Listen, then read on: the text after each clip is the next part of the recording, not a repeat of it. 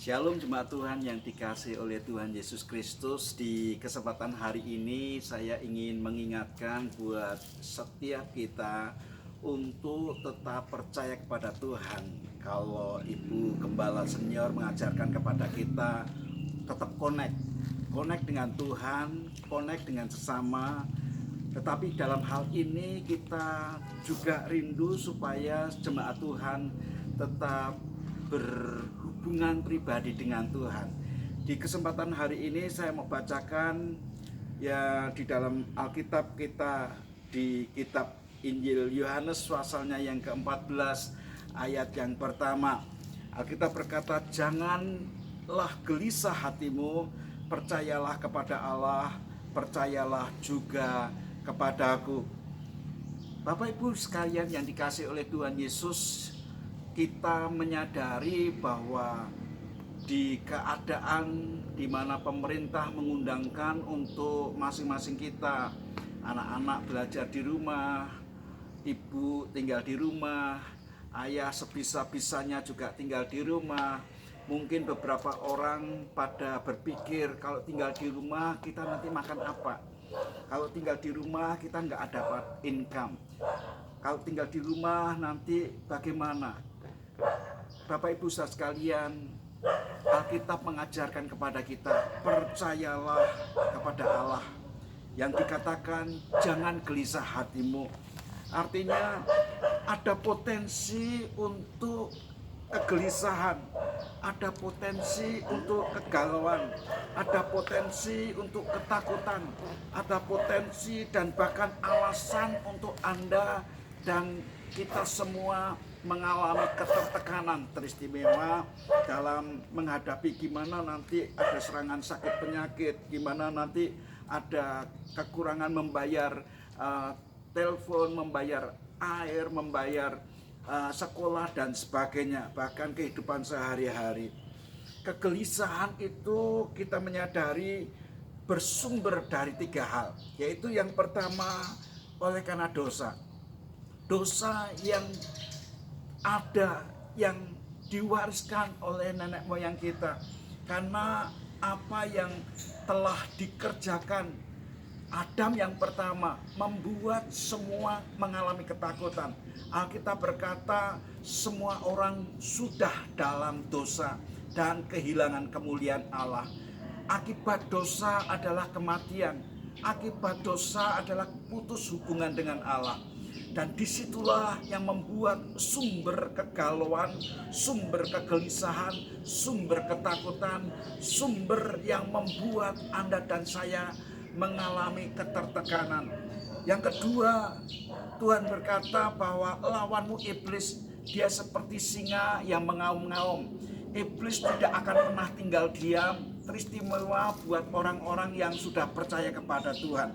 Dia mencoba untuk shaking, dia mencoba untuk memberikan ketakutan. Yang Alkitab berkata dia datang untuk mencuri, membunuh, dan membinasakan. Sadari itu, Alkitab ngajarin ke kita, lawan iblis, tunduk kepada Allah, lawan iblis, maka dia akan lari dari hadapanmu. Yang ketiga adalah jiwa kita, yaitu pikiran, perasaan, dan kehendak kita yang membuat kita semua galau. Teristimewa kalau melihat keadaan orang-orang sekitar kita. Saya ingat waktu di Kalimantan ada banyak orang yang kena virus. Waktu itu demam berdarah. Ada beberapa di antara mereka sudah meninggal. Hari itu anak saya sendiri kepanasan. Dan karena dia panas, saya sebagai orang tua, saya ingin bawa dia untuk pergi ke dokter. Dan hari itu istri saya berkata, tidak, kita cukup doakan saja, kita bawa di hadapan Tuhan. Saya berpikir ini orang kan dia harus tunduk kepada suami, istri harus tunduk kepada suami. Dan saya berkata, enggak, kita bawa ke dokter.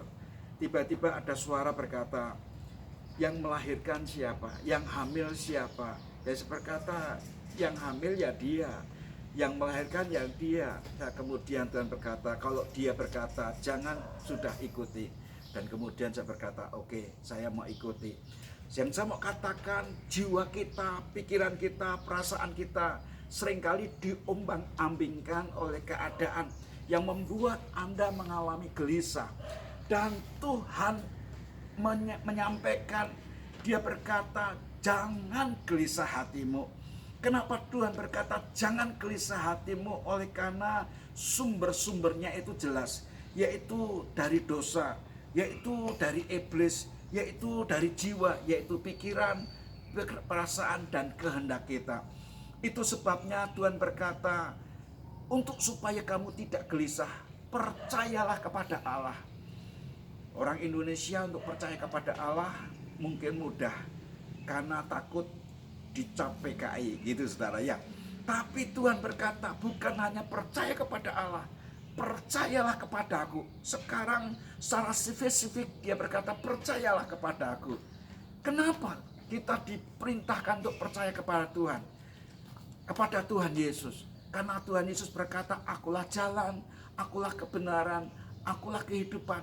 Dia itulah sumber kehidupan itu. Dia itu adalah jalan. Dia adalah kebenaran itu. Tidak seorang pun sampai kepada Bapa kalau tidak melalui aku. Dan disinilah Tuhan ingin supaya kita percaya dan mempercayakan hidup kita kepadanya. Tuhan ingin supaya Anda dan saya percaya.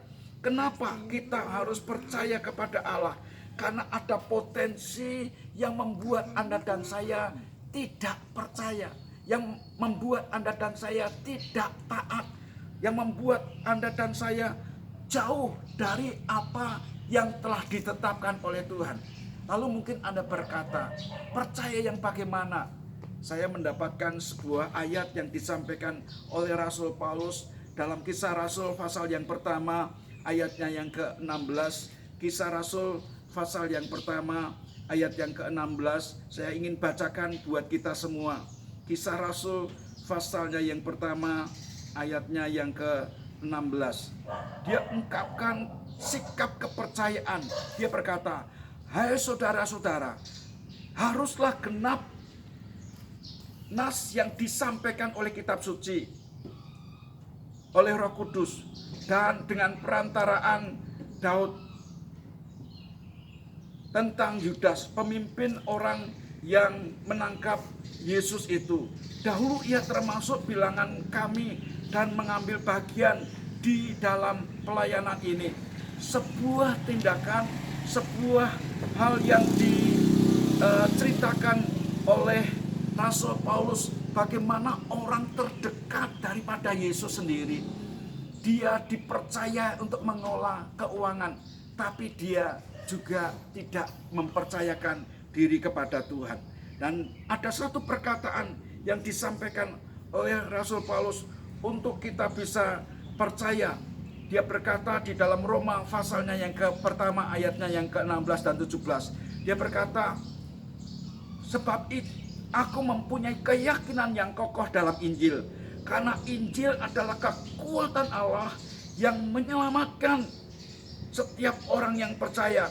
Pertama-tama orang Yahudi, tetapi juga orang Yunani. Sebab di dalamnya nyata kebenaran Allah yang bertolak dari iman dan memimpin kepada iman. Seperti ada tulis, orang benar akan hidup oleh iman. Disinilah Bapak Ibu saudara sekalian, Tuhan ingin mengajar kepada kita bagaimana kita percaya.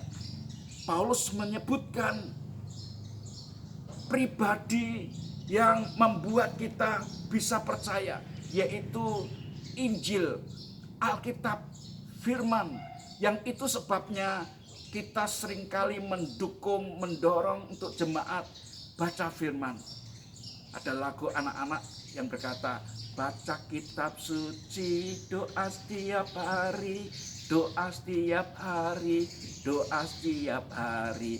Baca kitab suci, doa setiap hari kalau mau tumbuh. Kalau mau tumbuh, kalau mau tumbuh. Baca kitab suci, doa setiap hari kalau mau tumbuh. Pertanyaannya adalah, apakah Anda dan saya percaya kepada kitab suci itu? Buat Rasul Paulus, buat hamba-hamba Tuhan, buat para para pejuang iman. Mereka berkata, percaya kepada Injil, karena Injil adalah kekuatan Allah yang menyelamatkan.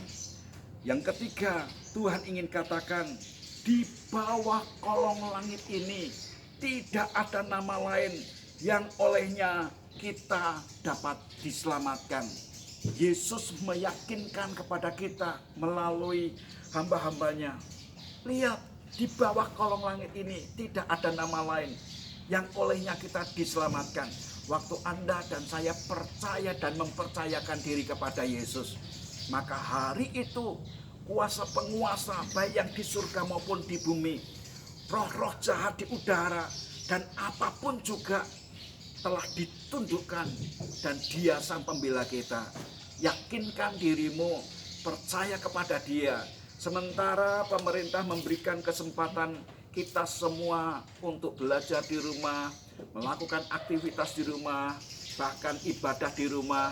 Ini kesempatan untuk para imam, yaitu bapak-bapak sebagai pemimpin dalam keluarga. Anda jadi imam mereka, Anda jadi nabi mereka, Anda jadi raja mereka. Mulai belajar, kumpul bareng, memuji Tuhan bersama-sama, berdoa syafaat buat negara kita, baca Alkitab untuk saling menguatkan. Saya percaya anugerahnya senantiasa ada bersama-sama dengan Anda. Tuhan Yesus memberkati.